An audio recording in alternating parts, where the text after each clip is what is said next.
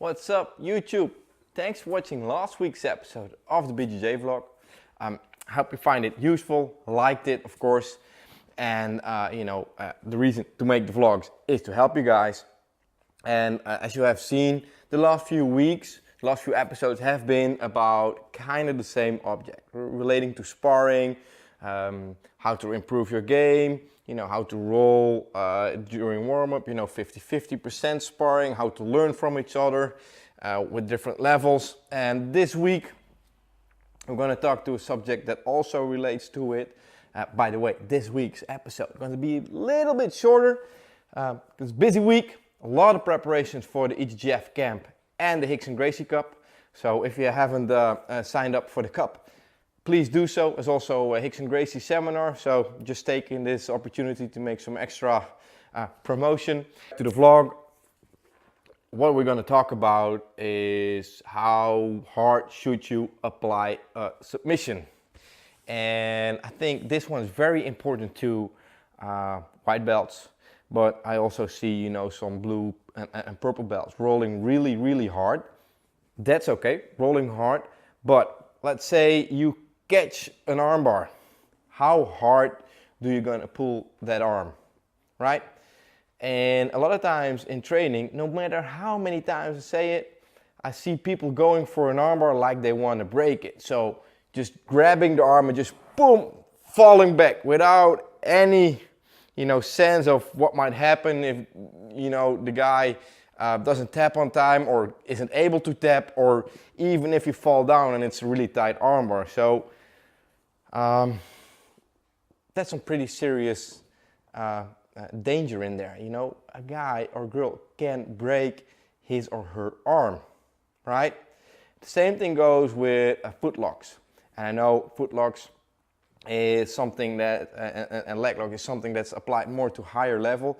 But sometimes, dude, I see new guys, white belts, going for ankle locks because they've seen that shit on UFC and just yanking on the ankle.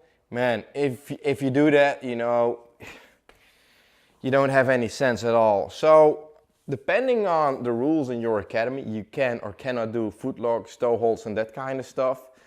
But if you do so, or during open mat sessions, if you do so, please just go until you have the lock and don't apply any pressure.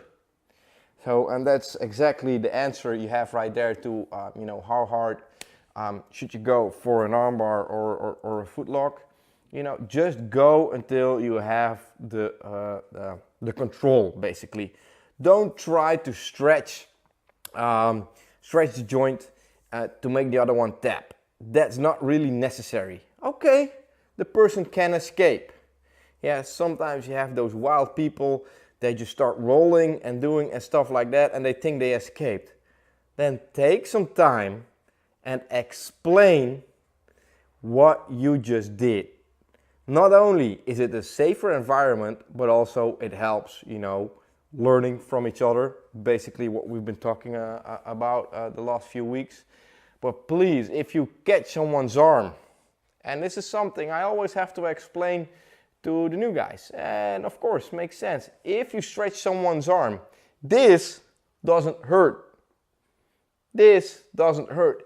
This is where we start defending, right? So this is okay. I can go and try to break the grip, but as soon as the grip is loose, I'm gonna relieve some energy, some power in stretching the arm fully. Because this doesn't hurt. I know that, you know that. But this, if I'm in an armbar, this is the moment where you wanna tap. So if I'm the sensible guy doing the armbar, I should protect the one that I am armbarring or leg locking, foot locking, whatever. So I should let go or just wait there until the person understands that he or she is in a really bad situation and taps. So always go light on joint locks, basically. If it's, higher level wrist locks, like I said, ankle locks, knee locks, toe holds, that kind of stuff. Always go easy on locks on the joints, because nobody wants to be injured and you don't want to injure someone. And if the person escapes, fine, it's training. It's not competition, it's not a real fight, it's training. So next time you catch them again, maybe they escape. Explain them a little bit what's going on. And there is another tip for those who always fight for a full escape when they're in a full lock. We have a few in our academy as well. Guys, don't do that. You do it 1, 2, 3 times, and then your partner's gonna think, dude, you're not escaping my armbar, you're escaping because I'm playing nice with you. And that's where injury is gonna happen. So, on one hand, apply a joint lock, relaxed, control it. Yes, maybe the person can escape, then explain if he or she doesn't know what happened and what danger they're in. Or if you are in a joint lock, don't start, all crazy trying to escape, accept the fact that you got caught and tap. With a choke, it isn't that bad. You choke someone out. Of course, it's not something you want to do all day. I would not recommend that. But the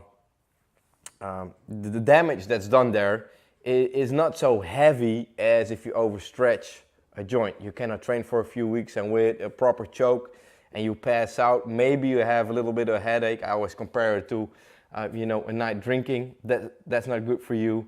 Next day you got a headache. Of course, it's not the same feeling as a hangover, but to compare the impact a little bit. So choking someone out or getting choked out, okay, that's a good lesson, maybe.